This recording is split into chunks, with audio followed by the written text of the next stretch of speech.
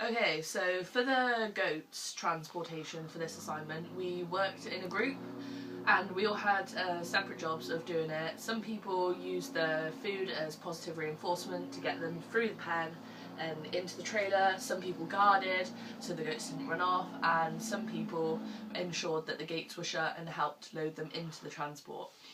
While we were doing this, we ensured that we followed the Animal Transport Order 2006.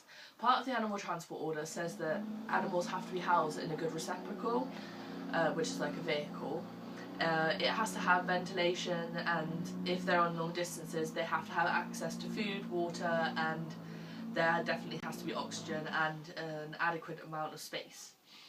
Now the trailer had, as you will see in the video, quite a bit of ventilation at the back of it, therefore the animals had lots of fresh air coming in. There was no need for food and water because when we did load them in, they would have just been going to Malvern, which is only about a 20-minute drive away.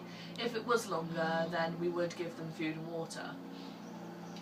As we were loading them into the trailer, we had to get them through the run first. We followed the Animal Welfare Act 2006, as we made sure there was no harm to the animals even while we were loading them, and we tried our best to minimise stress. We minimised stress through positive reinforcement. What we did is we used their food bowls, we put some muesli in there, and we ensured to shake the bowls the bucket bowls thing, as we were trying to entice them into the trailer, and when we got to the trailer we put the food in the trailer. Therefore, in the future, when they need to be loaded, they will remember this time and they will feel like it's a more positive experience because we've given them food, basically. They'll associate it with food.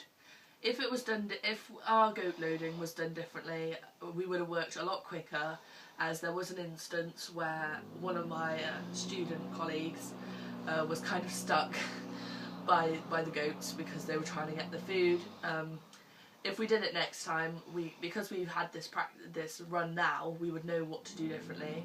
So we would work a lot quicker. Maybe some other people be in charge of the food with separate bowls, therefore we could slowly but surely entice them all in. Because there was 2 goats and a sheep. We would also use more food, as we only had like the slightest bit.